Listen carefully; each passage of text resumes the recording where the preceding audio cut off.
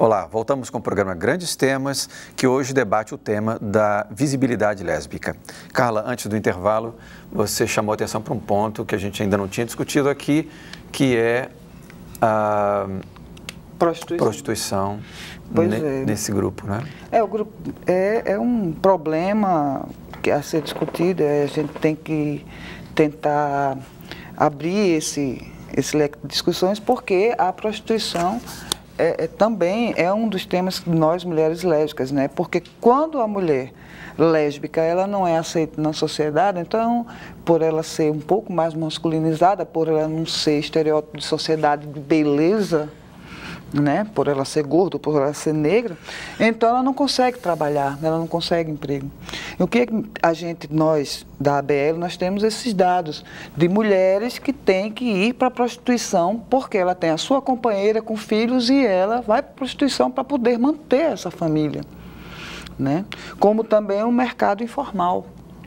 Não conseguir emprego, então ela é pedreiro, que geralmente as mais masculinizadas, ela é pedreira, ela é eletricista, ela está numa feira carregando carrinho, ela ela está vendendo sanduíche. Então, esse assunto tem que ser discutido em nós, nas redes, nos grupos, na academia, né? As mulheres lésbicas que estão na prostituição, para poder manter suas famílias, as mulheres lésbicas que estão no mercado informal, né? Porque é muito difícil a gente ver, você não vê uma mulher lésbica masculinizada, né?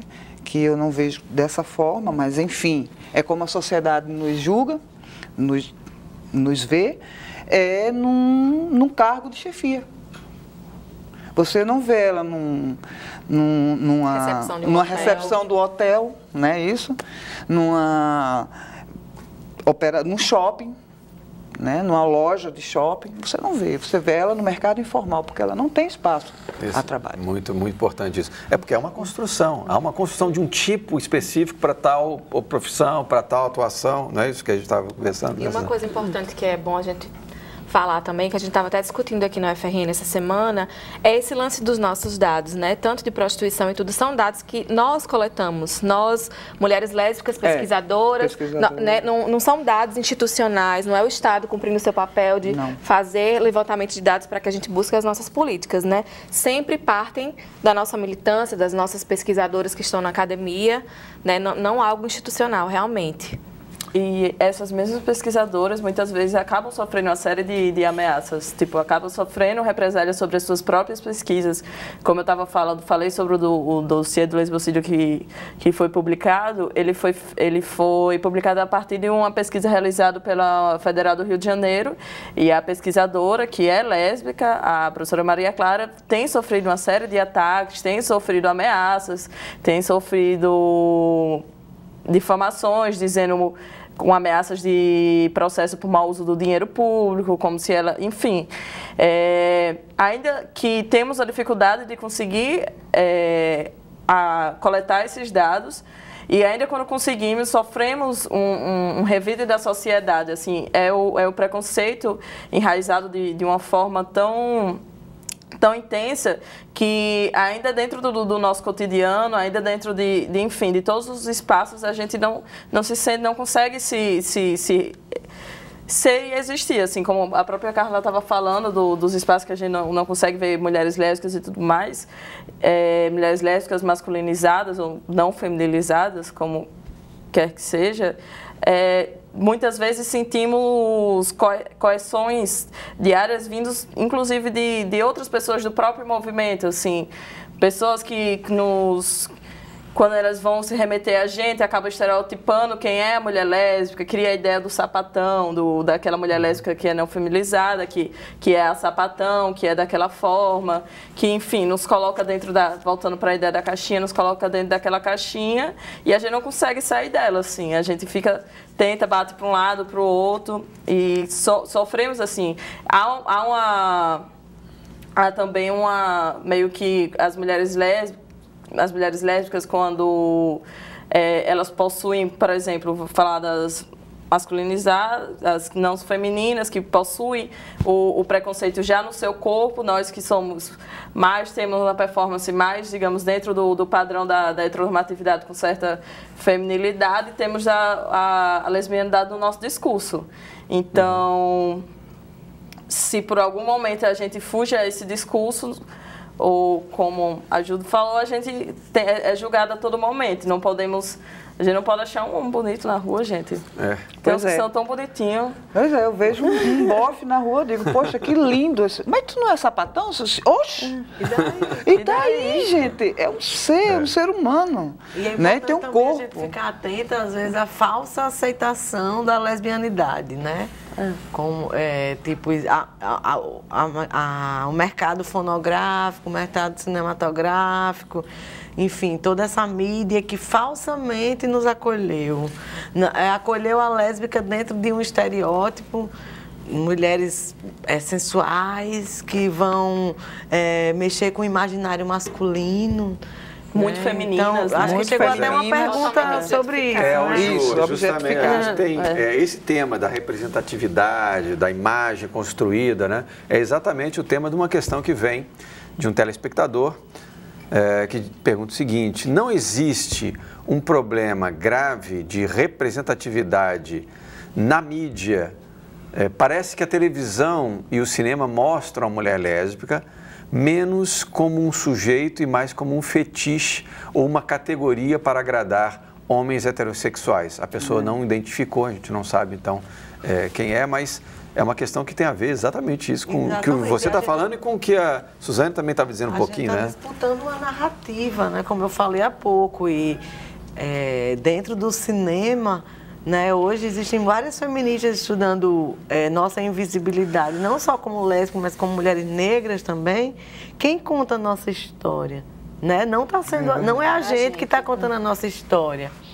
Então, quando a Rede Globo, principalmente, começou a incluir mulheres lésbicas em suas novelas, né? Primeiro, o contexto era... A gente sempre morria no final. Sempre trágico. Torre de Babel, várias novelas, a gente morria, era trágico. Depois, quando a gente começou a sobreviver, né? A gente só sobrevivia se fosse um casal bem gostosas, dentro do padrão que agradasse ao universo masculino.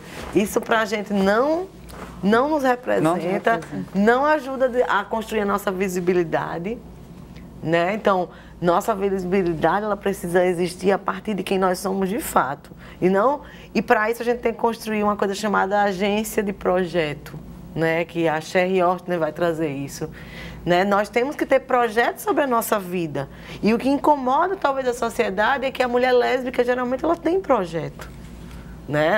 Ela tem projeto de vida. Não importa em que área seja, mas ela constrói sua história não à sombra de um homem. Né? Seja lá qual for a sua história, em que universo for. Então, é uma afronta, de alguma forma, ao sistema, à própria existência do sujeito lésbico. Então, esse sujeito representado nessa mídia não nos diz, a gente não fica o tempo todo se erotizando para um universo masculino. A gente quer viver pra gente, entendeu? Então, a gente tem que estar atenta a como o sistema capitalista está tomando conta dessa história e no final não está dando a devolutiva. Ele não vai dar a devolutiva que a gente quer, que é da nossa autonomia. Autonomia sobre o nosso corpo, nossas decisões. Perfeito, Ju. Eu acho que não dá para esperar também isso da Rede Globo. Ela não vai discutir questões políticas ligadas a esse grupo. É beijos, né? É casal reproduzindo o mesmo esquema heterossexual, só que agora são, né? A Globo tem outro projeto de sociedade, né? E a gente, quando fala em visibilidade, a gente não está falando só essa visibilidade que nos conte a parte boa do que a gente é.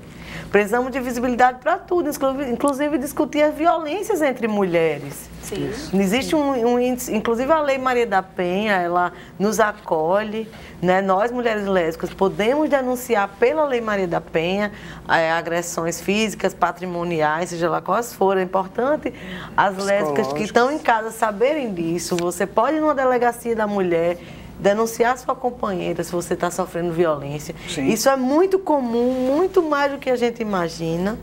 E a nossa invisibilidade e essa romantização sobre ser mulher é um problema, porque, duas mulheres se agridem, isso é tão comum de ouvir. Sério que existe violência entre duas mulheres? Existe. Existe cárcere privado, existe estupro, existe tudo que existe nas relações afetivas. Porque as relações estão orientadas pela lógica da dominação. Então, é um longo processo a gente desconstruir isso.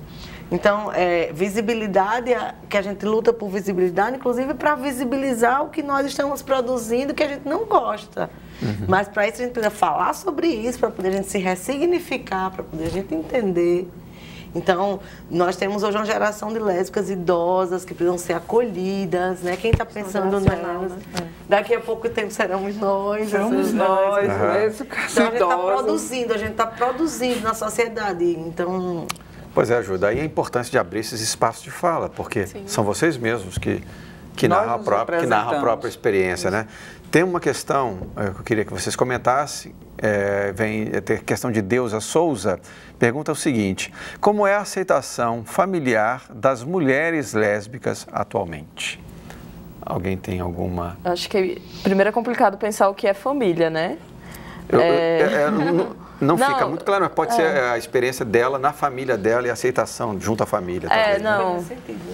Né? Como eu, para mim, no caso, pensando na experiência pessoal, eu tive muita sorte que eu tive uma família que de fato me acolheu desde sempre.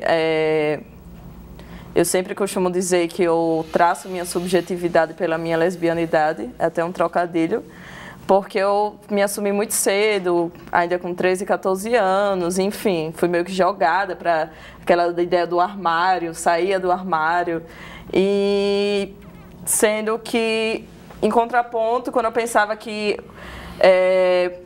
minha família me aceitou, por exemplo, na escola que eu estudava não foi aceita, e é justamente como se a gente tivesse que ir se revelando em todos os espaços, se assumindo dentro dos espaços e tendo que sair de armários, assim, como se a cada novo espaço que a gente chegasse fosse um novo armário e fosse uma nova aceitação, fosse um novo...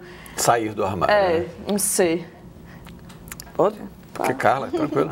Tá. Como eu sou a mais velha do grupo mesmo, né? Bem, para mim não foi nada fácil, né? Além de ser filha adotiva da minha mãe, né? Foi na década de 80, eu tinha 16 anos, né? E a família da minha mãe, adotiva, não aceitava, né? Eu espero que eles estejam vendo hoje, né? E ainda estava saindo do regime militar, né? E eu fui logo saindo, me assumindo lésbica com uma mulher 12 anos mais velha que eu, grávida. Eu tive que sair de Natal para me assumir, né? Minha família, só quem me aceitou foi meu pai. Ele disse assim: pelo menos não vai me encher de neto para me criar. Eu tive que sair de Natal, fui para São Paulo para poder me assumir, né? Voltei 2 anos depois e já caí na militância, né? Aqui José Dantas, que é o fundador do movimento gay aqui do estado, me pegou com 18 anos, eu saí com 16, voltei com 18 e caí na militância estudantil, da UJS, né? E depois entrei já na militância LGBT no primeiro grupo Habeas Corpus Potiguar. Aqui. Então, assim, para mim foi muito difícil, porque minha família não aceitava, né? Como até hoje nenhum fala comigo, né? Só a família do meu pai, se ainda estivessem vivos. Como eu não tenho mais família, então, assim, foi muito traumatizante para mim, né? Foi muito traumatizante. Hoje eu estou com 48 anos, o próximo mês, se Deus quiser, mas são 30 anos, assim, de muita luta mesmo. Porque até hoje, os poucos que têm não me aceitam. Porque muito jovem eu me assumi lésbica. Perfeito, aí continuamos na luta aí. A gente já está encerrando o programa, eu queria que alguém desse aí uma palavra final sobre essa questão da visibilidade. Estou olhando para você, Pode ser? Então, pode. Eu até queria aproveitar esse espaço para falar sobre um seminário que a gente vai ter aqui ano que vem, né, que é muito importante para a gente. Mas queria agradecer o espaço, né? Acho muito importante. A gente consegue modificar um pouquinho essa aceitação das famílias, tendo um espaço como esse também, né? Que a gente traz essa reflexão, né? Hoje em dia a coisa está menos difícil, acho que as famílias estão aceitando um pouco melhor e espaços como esse são importantes. Então, agradecer, né, a TVU por isso. E falar um pouquinho, a nossa visibilidade é realmente importante, a gente precisa se compreender enquanto sujeito político e mostrar isso diante da sociedade, né? Somos cidadãs e queremos existir e ter os nossos direitos validados. E falar um pouquinho para quem está em casa sobre o Seminário Nacional de Lésbicas e Mulheres Bissexuais que teremos ano que vem aqui em Natal. Negras. Certo? Negras. Isso, mulheres negras, desculpa. A gente acabou de ter o Senalesb, que foi o geral, né? Que foi agora em agosto. Salvador, Bahia. E lá a gente acabou definindo de fato que será aqui o Senalesb Negras ano que vem. Então a gente queria chamar todo mundo para a construção desse Senalesb, né? Para que as pessoas procurem a rede, a Carla na ABL, eu pela Liga Brasileira de Lésbicas, a Ju que também pode contribuir, enfim, todas as outras mulheres, para que a gente faça essa construção, porque é importante também para a nossa visibilidade trazer essa pluralidade de mulheres lésbicas e pautar as especificidades das mulheres negras, né? Que com certeza estão na vulnerabilidade muito mais do que as outras. Isso acontece quando, Ximene? O seminário vai acontecer em setembro do ano que vem, mas agora a gente já começa o processo de construção. Perfeito. Né? Eu, como estou inserida institucionalmente, vou colaborar no que eu puder, né? Mas assim, a gente terá uma comissão local formada por mulheres negras, né? Quem vai definir tudo são as mulheres negras. São várias redes, eu queria né? aproveitar a oportunidade também mandar um abraço, né, para as companheiras do GAMI, que é o Grupo Afirmativo de Mulheres Independentes, que é um grupo grande aqui em Natal, Gorete, que é uma mulher negra feminista. Um grande abraço para todas elas, lá na Ridinha, na Resistência. O GAMI compõe também a Liga Brasileira de Lésbicas. Joia. Meninos, quero agradecer demais a presença de vocês e a participação no Grandes Temas de hoje, tá? Então, o programa Grandes Temas fica por aqui, mas você pode continuar conectado com a gente pelo Facebook. Lá você acompanha o tema e os convidados dos próximos programas, pode rever programas anteriores e não esqueça também de enviar sugestões de temas para o futuro. Então, curta a nossa fanpage e também lembrando que o Grandes Temas está no canal da TV Universitária no YouTube. Obrigado pela sua companhia, pelas suas questões e até segunda-feira que vem. Boa noite.